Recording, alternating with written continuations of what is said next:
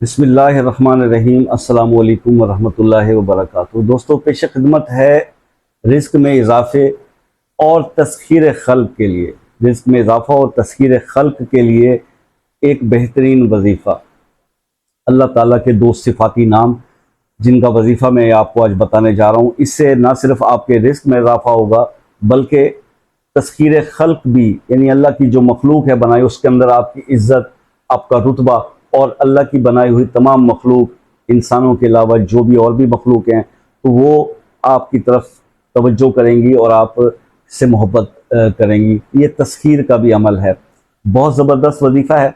इसके बहुत सारे जो है वो मैं और भी फ़वाइद आपके साथ इसी वीडियो में डिस्कस करने वाला हूँ। अब हम इसकी थोड़ी सी डिटेल में इसलिए जाते हैं कि देखिए दोस्तों, मैंने आपको पहले भी एक रिक्वेस्ट किया था कि देखिए बात सिर्फ इतनी सी है कि हमने ये असेसमेंट लेनी है, ये समझना है कि हम जिस रिस्क के लिए इतना तड़प रहे हैं और इतना बेचैन है कि रिस्क में इजाफा हो जाए, दौलत की फरावानी हो जाए, ये दौलत रिस्क का इजाफा जो है वो अगर जब हो जाता है और आप दीन पे पूरे नहीं हैं तो फिर आप उसका गलत इस्तेमाल भी करेंगे। और एक चीज और मैं आपको बताऊं कि हजूर पाक सल्लल्लाहु अलैहि वसल्लम का फरमान आलीशान है कि ये दौलत जो है ना, ये माल, ये आज के दौर का फितना है। ये इसको फितना तस्वर किया गया है। ये देखिए उस तरह से कि इंसान इस दुनिया में आया, उसको जाने के वक्त का पता नहीं है, कोई टाइम लिमिट फ्रेम नहीं है कि जनाब आपने इतने साल जीना है। उसको एक पल का पता नहीं है कि किस वक्त उसका जो है वो राब्ता इस दुनिया से ख़त्म हो जाए और उसका दूसरा सफ़र शुरू हो जाए, जो उसकी असल मंजिल है और जो एक बड़ा तवील और तनहा सफ़र है। हम करते क्या है कि फिर इस रिस्क के चक्कर में, रिस्क आता है फिर उसको बढ़ाते हैं, फिर नाजायज़ जायज़ के तरीके से हम ये किस लिए कमाएं? इसलिए कि अपनी औलाद को मालदार करके जाएं, अपनी फैमिली के सुख खरीदें, अपने सुख खरीदें, और उसके लिए भले किसी को दुख मिलता है या देना पड़ता है तो कोई मसला नहीं है। ऐसी सिचुएशन बड़ी खतरनाक है। मैं आपको ना इस माल की हकीकत के ऊपर एक छोटी सी एक हदीस सुनाता हूं और उस हदीस को सुनने के बाद फिर आपको वजीफा भी बता दूंगा।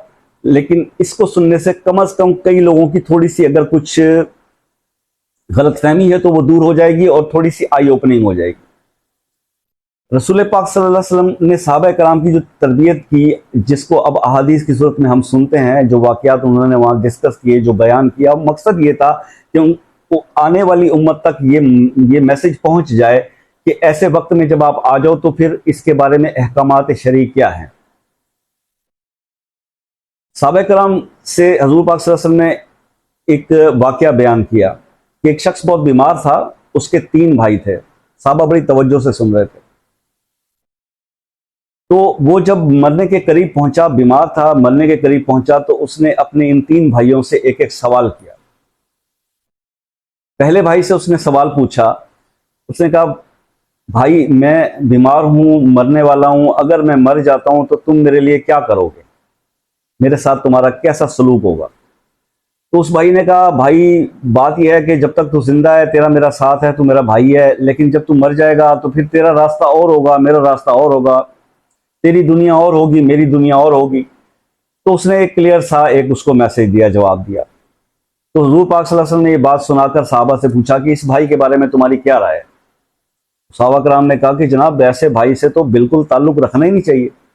ये तो इंतहाई कोई मतलब है कि बहुत ही कोई घटिया किस्म का इंसान है, जिससे जो बिस्तर मर्ग पे भाई है और उसको कह रहा है कि बस अब तेरा रास्ता अलहदा है, मेरा रास्ता अलहदा है, तू और दुनिया का, मैं और दुनिया का। तो ऐसे शख्स से तो इंसान को कतई ताल्लुक कर लेना चाहिए, छोड़ देना चाहिए ऐसे भाई को। हजूर इस बात को सुनकर थोड़ा सा मुस्कुराए, फिर उन्होंने कहा, अच्छा अब आगे सुनो। दूसरे भाई से उसने ये सेम सवाल किया कि भाई अगर मैं फौत हो जाऊं, मर जाऊं, मेरे साथ तुम क्या मामला करोगे, मेरे साथ क्या तुम सलूक करोगे? तो दूसरे ने जवाब दिया कि जब भाई जब तू फौत होगा तो मैं तुझे नहलाऊंगा, धुलाऊंगा, तेरा कफन का इंतजाम करूंगा, तेरे लिए तेरा जनाजे को कांधा दूंगा, तुझे कब्र तक छोड़ने जाऊंगा और तुझे कब्र में उतार के फिर मैं वापस आ जाऊंगा। तो हजूर ने साहबा से पूछा, इस दूसरे भाई के बारे में तुम्हारी क्या राय है? उन्होंने कहा, जी ये पहले वाले से तो बहुत बेहतर है, तो बहुत अच्छा आदमी लगता है कि इसने बहुत अच्छी बात की है कि ये उसका कफन दफन भी करेगा, उसका जनाजा भी पढ़ाएगा, उसका जो है जनाजा लेके वहाँ कब्र तक भी ले जाएगा, उसको कब्र में भी उतारेगा और उसको उतार के वापस आ जाएगा। ये उससे बेहतर है, इससे ताल्लुक तो उसको रखना चाहिए। तो बहुत अच्छा आदमी है ये, उससे पहले वाले थे तो बहुत अच्छा आदमी है। तो सरकार ये बात सुनकर थोड़ा सा फिर तब उन्होंने तबस्सुम फरमाया, मुस्कुराए। उन्होंने कहा अच्छा अब आगे सुनो। तीसरे भाई से उसने यही सवाल किया उस शख्स ने कि भाई अगर मैं मर जाऊं तो तुम मेरे साथ क्या सलूक करोगे, क्या मामला करोगे। ये तीसरे वाले से उसने, उसी बंदे ने जो बिस्तरे मर्ग पे था, उसने ये सवाल किया। तो तीसरे भाई ने उससे कहा कि भाई तुम परेशान ना हो, मैं तुम्हारे नहलाने से लेके तुम्हारे कफन दफन में भी और तुम्हारे जनाजा पढ़ा के तुम्हारे जनाजे के साथ मैं जाऊंगा कब्र तक। जब लोग तुम्हें कब्र में उतारेंगे तो मैं कब्र में भी तुम्हारे साथ जाऊंगा, मैं कब्र में भी तुम्हारे साथ जाऊंगा। और जब तुमसे फरिश्ते सवाल और जवाब करेंगे उस वक्त भी मैं तुम्हारा साथ दूंगा। जब तुम पुल सरात से गुजरने लगोगे तो उस पुल सरात पर भी मैं तुम्हारा साथ दूंगा, तुम्हारी मदद करूंगा कि तुम खैरियत से पुल सरात के पार चले जाओ। उसके बाद मैदान हश्र के अंदर जब तुम्हारा हिसाब किताब हो रहा होगा तो उस टाइम पर भी मैं तुम्हारी भरपूर मदद करूंगा। अल्लाह से तुम्हारी जो है वो शिफात के लिए दरख्वास्त करूंगा और तुम्हें तुम्हारी मदद करूंगा कि हत्ता कि तुम जन्नत में भी मैं तुम्हारे साथ जन्नत तक जाऊंगा। तो सरकार ने पूछा इस तीसरे के बारे में तुम्हारी क्या राय। तो साहबा बहुत वो हुए कि जी ये तो दूसरे वाले से भी बढ़ के निकला, ये तो बहुत, इस जैसा भाई तो अल्लाह हर किसी को नसीब करे, ऐसा ही भाई चाहिए होता है।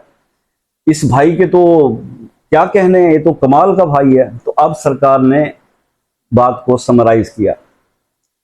मैंने कहा कि मैंने ये सिर्फ समझाने के लिए तुम्हें यह वाकया सुनाया।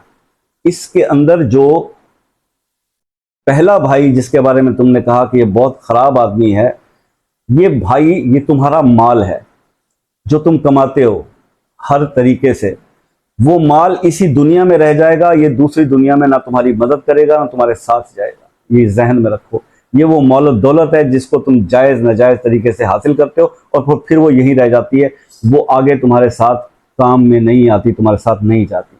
ये पहला मैसेज।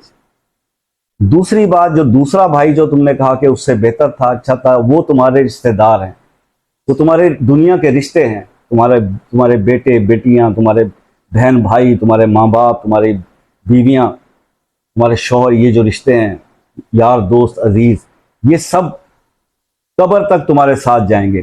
कब्र में आगे उनका काम खत्म, फिर वो वापस आ जाएंगे और वो सफर तुमने फिर तन्हा करना है। तो ये दूसरे भाई की मिसाल उन रिश्तों वाली है। और जो तीसरी मैंने आपको बात की, जो तीसरे भाई की बताई, वो तीसरा भाई तुम्हारे नेक अमल हैं, तुम्हारे साले आमाल हैं, जो तुम्हारे मरने से लेकर तुम्हारी जन्नत में जाने तक तुम्हारे साथ होंगे। तो वो तीसरा भाई है जिसकी तुमने बहुत ज्यादा तारीफ की। अब आपने इस सारी हदीस को सुन के जो नतीजा, मैं जो चीज आप तक पहुंचाना चाह रहा था या जो समझाना चाह रहा था, वो आप समझ गए होंगे। माल की ख्वाहिश रखना, अमीर होना कोई बुरी बात नहीं है, इसमें कोई गुनाह की बात नहीं, लेकिन साथ साथ ये एहतियात भी करनी है कि नेक और साले अमाल भी अपने लिए पैदा करने जो हमारे साथ जाएंगे। अब आप वजीफा सुन लीजिए। अल्लाह के दो सिफाती नाम हैं, अल्लाह समद या अजीज़ो, अल्लाह समद या अजीज़ो, ये दोनों आपने पढ़ने हैं। ये अल्लाह समद या अजीज़ो पढ़ेंगे तो एक काउंट होगा। इसकी आप एक तस्बीह हर नमाज के बाद अव्वल आखिर 1 बार, 3 बार या 5 बार दुरूद शरीफ पढ़ लें।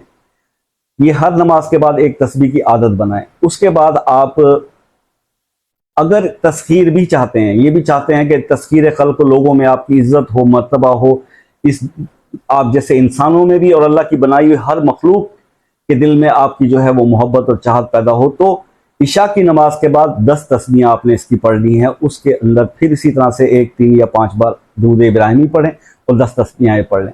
अगर दोनों अमल करने हैं तो पहली 4 नमाजों के साथ 1-1 तस्बीह और इशा के बाद 10 तस्बीहें, इस तरह अमल कर लें। अगर तस्खीर की जरूरत नहीं, सिर्फ रिस्क के मामला को बेहतर करना है, रिस्क में इजाफा करना है, तो फिर आप अल्लाह समद या अजीज़ों का सिर्फ हर नमाज के बाद एक तस्बीह पढ़ लेंगे और अपने लिए मकसद के लिए दुआ करेंगे, रिस्क के लिए, इंशाअल्लाह अल्लाह कबूल करेगा और आपके हालात बेहतर हो जाएंगे। आई होप कि आपको वजीफा पसंद आया होगा। जिंदगी रही तो मिलेंगे नेक्स्ट वीडियो में, तब तक के लिए इजाजत दीजिए। अल्लाह हाफ़िज़।